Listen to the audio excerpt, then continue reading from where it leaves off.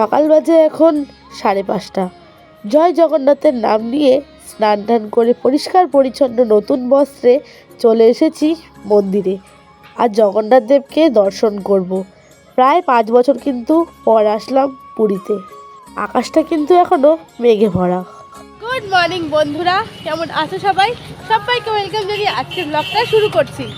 তো আজ আমরা চলে এসেছি পুরীর মন্দিরে। একদম মন্দিরের পেছন দিকে আমাদেরকে নামিয়ে দিয়েছে। বললো যে যেই দুয়ার দিয়ে প্রবেশ করে ওই দুয়ার পর্যন্ত নাকি গাড়ি যায় না। তো ঘুরে ঘুরে আমাদেরকে তো আপাতত যেতে হচ্ছে। আর মন্দিরটা এখনও তোমাদেরকে দেখাতে পারলাম না, কেননা পুরো আকাশটা কিন্তু এখনো পরিষ্কার হয়নি।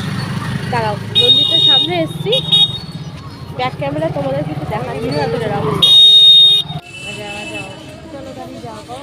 এই হচ্ছে মন্দিরের সকালবেলার পরিবেশ। এই হচ্ছে মন্দির, পুরো ফাঁকা। বিকেলবেলায় আসলে যতটা ভিড় জাঁকজমাট থাকে, এখন কিন্তু একদম ততটাই।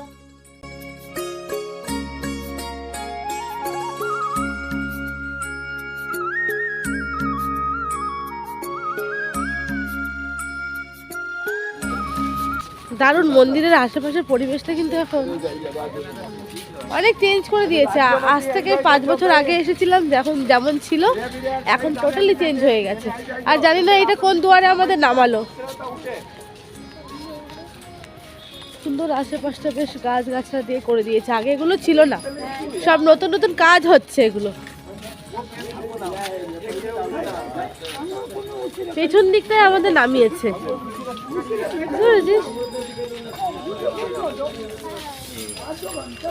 এখানে কিছু তৈরি হচ্ছে।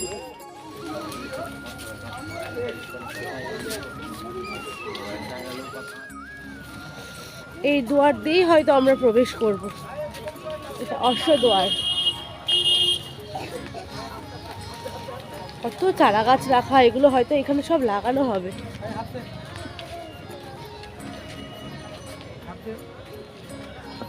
আমরা এখন দাঁড়িয়ে রয়েছি একদম অশ্বদুয়ারের সামনে। এই হচ্ছে অশ্বদুয়ার।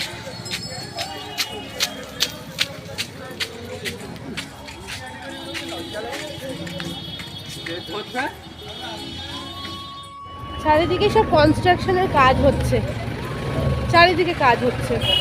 তো সেই জন্য আশপাশটা একটু মেসি হয়ে আছে। পান্ডা চলে এসছে আমাদের। এখন জুতোপত্র সব রাখবো। আর এদিকে সব বাসনপত্র নিয়ে যাচ্ছে, সব ভোগ তৈরি হবে, সেই বাসনপত্র সব মাথায় করে নিয়ে যাচ্ছে। মাটির হাঁড়ি।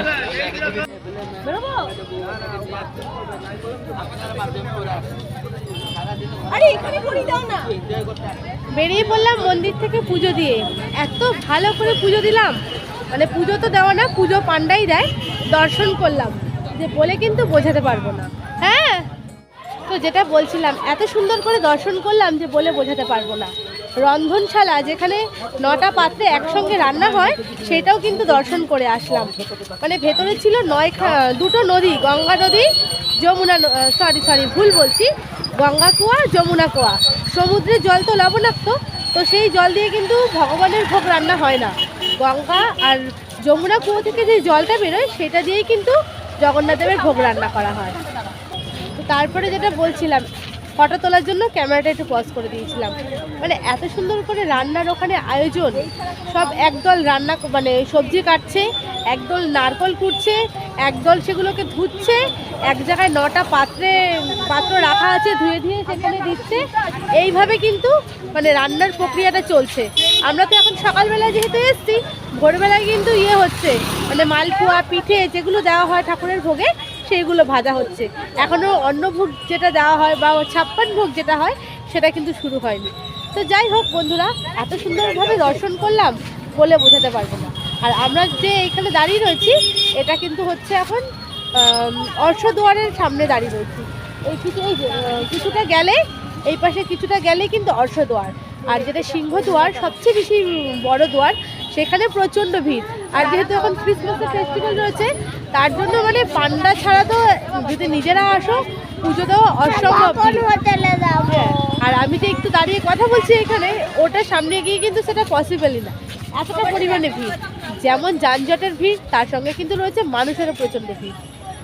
তো মন্দিরটা দেখো, এখানে একটা গাছ রয়েছে, কাঁঠাল গাছ না কি গাছ বলতে পারছি না, সেই গাছের মধ্যে কিন্তু মন্দিরটা ঢাকা পড়ে গেছে। এই যে এই হচ্ছে আসল মন্দির। আর যদি বিকেলে আসি আমরা পতাকা তোলা নামা যেটা হয় সেটা দেখতে, তো তোমাদের সঙ্গে তো অবশ্যই সেটা শেয়ার করব। এই হচ্ছে অশ্বদ্বার, একমাত্র এটাই কিন্তু এখন ফাঁকা রয়েছে। এটা হচ্ছে বাহির পথ, তো আমাদের অটোওয়ালা কিন্তু এখানে এসে দাঁড় করিয়ে দিয়েছে। আর পাশেই রয়েছে বজরংবলীর মন্দির। আর দেখো মাথায় করে যে বাসনগুলো নিয়ে যাচ্ছে, এগুলো কিন্তু সব এখন রান্না হবে একটার পর একটা। আমরা যেটা সবাই জানি যে বহুকাল ধরে প্রচলিত আছে আর কথিত আছে 9টা পাত্রে একসঙ্গে রান্না হয়, সেটা হচ্ছে এই পাত্রগুলো। এক এক দল মানে পান্ডারা এক এক রকম কাজ করছে। বহু পারিবারিক প্রথায় কিন্তু ওদের এই কাজটা ওরা করে চলেছে।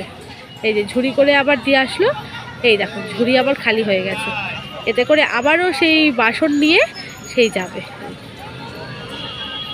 এই যে আরেকজন নিয়ে যাচ্ছে ঝুড়ি, এক একজন করে ঝুড়ি নিয়ে যাচ্ছে, এক একজন করে ঝুড়ি ফাঁকা করে আবার নিয়ে যাচ্ছে। আর ওই পাশে সবজি সব বস্তায় বস্তায় করে সবজি আসছে আর ভেতরে নিয়ে যাচ্ছে, গিয়ে ওখানে কাটা হচ্ছে। আর তোমরা তো সবাই জানো যে ভেতরে ক্যামেরা অ্যালাউ নেই, তো সেই জন্য ভেতরটা তো আর কিছুই দেখাতে পারলাম না। আর এই হচ্ছে মন্দির। জগন্নাথ দেবের দর্শন করে আমরা চলে এসেছিলাম হোটেলে। তো হোটেলে আস্তে আস্তে কিন্তু প্রায় 9টা বেজে গেছিলো। আর সকালের টিফিনও আমাদের একদম তৈরি ছিল। তো আজকে টিফিনেতে ছিল লুচি আর ছোলার ডাল। বাচ্চাগুলো বসে পড়েছে খেতে। যত ঝামেলা হচ্ছে এই 2 মেয়েকে খাওয়ানো, ওরা যে এই খাবার নিয়ে বসলো, কখন যে উঠবে এখন কিন্তু ঠিক নেই কোনো। তাহলে চলো বন্ধুরা, এদেরকেও খাওয়াই আর আমিও সকালের ব্রেকফাস্টটা করে নিই। আর হ্যাঁ বন্ধুরা, পুরীর আবহাওয়া কিন্তু দিনে ঠান্ডা না লাগলেও রাতে কিন্তু বেশ ভালোই ঠান্ডা লাগছে। তবে দিনের রোদটাও কিন্তু গায়ে একটুও খারাপ লাগছে না। পাবদা দেখেন, ও असली मजा है। এটা কি আছে? এটা মাছের মাথা দিয়ে ডাল। কোনটা? এটা পাবদা আছে তো, না না, এই যে প্যাকেটে। এটা হচ্ছে কাতলা। মাছ দেখে তো বুঝতেই পেরে গেলে যে আজকে দুপুরের মেনুতে আছে আমাদের পাবদার ঝাল আর তার সঙ্গে কাঁকড়া কষা। দীঘা বা পুরী যেখানেই যাই না কেন, ওখানে কিন্তু এই কাঁকড়া কষাটা খেতে বেশ ভালো লাগে। সকালের খাবার দাবার তো বেশ অনেকক্ষণ আগেই হয়ে গেছে। এখন দাদারা এইখানে বসে শশা কাটছে। তো তাই দেখে ভাবলাম এই সুন্দর মুহূর্তটাকে একটু ক্যামেরাবন্দি করে রাখি। তার সঙ্গে আমার কর্তামশাইও রয়েছে অবশ্য। তবে এই দিনগুলো কি করে যে কেটে গেল কিছুই কিন্তু বুঝতে পারলাম না। লঙ্কা দিয়ে শশা খাবি? ধরেই তো যাবো ক্ষীর। সুন্দর করে দে মাখাও। আমাদের দে। ওইটা লাগালি, ওইটা লাগাইনি। 5 টুকরো মাখাও তো বাবা। দীপায়ন ছেড়ে দে, লাইট জ্বলছে না। ছেড়ে দে, এই এমডি এই ইয়ে চলে যা ওখানে বসে বসে তাড়াতাড়ি খা, একটু পরে ভাত খাওয়ার টাইম হয়ে যাবে। কেটে নে। গিনি রোগা তো, গিনির জন্য এটা রাখ।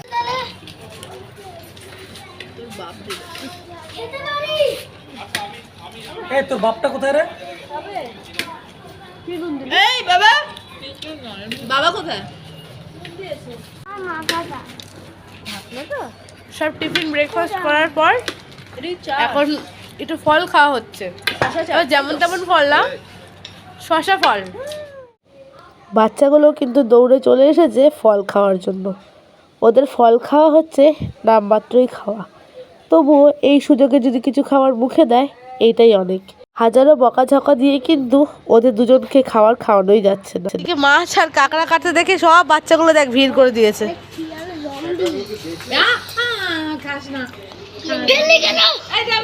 আচ্ছা তোরা কি মারামারি করবি না কাঁকড়া দেখতে এসছিস বাবাই? আচ্ছা তোরা দেখেছিস?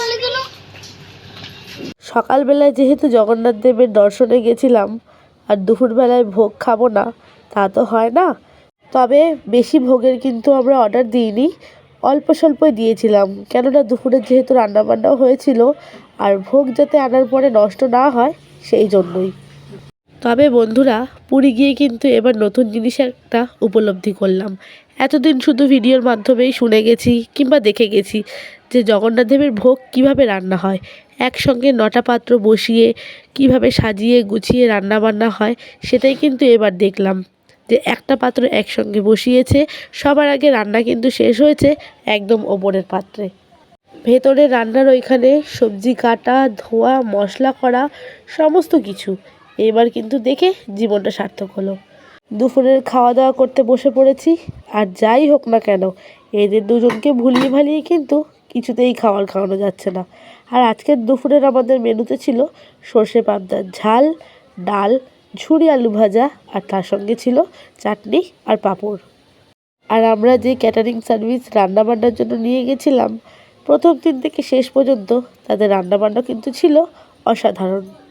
তাহলে বন্ধুরা খাওয়া দাওয়া করে নিই। খাওয়া দাওয়া করে বেরিয়ে পড়লাম পুরী সমুদ্র সৈকতের আশেপাশে যেসব মন্দির রয়েছে সব দর্শন করতে। তো এটা আমি পরের ভিডিওতে আসছে বন্ধুরা, কেননা একটা ভিডিওতে দিলে কিন্তু অনেক বড় হয়ে যাবে। তাহলে ততক্ষণ ভালো থেকো, সুস্থ থেকো, আর প্লিজ বন্ধুরা সবাই ভিডিও দেখে পাশে থেকে একটু সাহায্য করো। তোমাদের সঙ্গে দেখা হচ্ছে নেক্সট ব্লগে।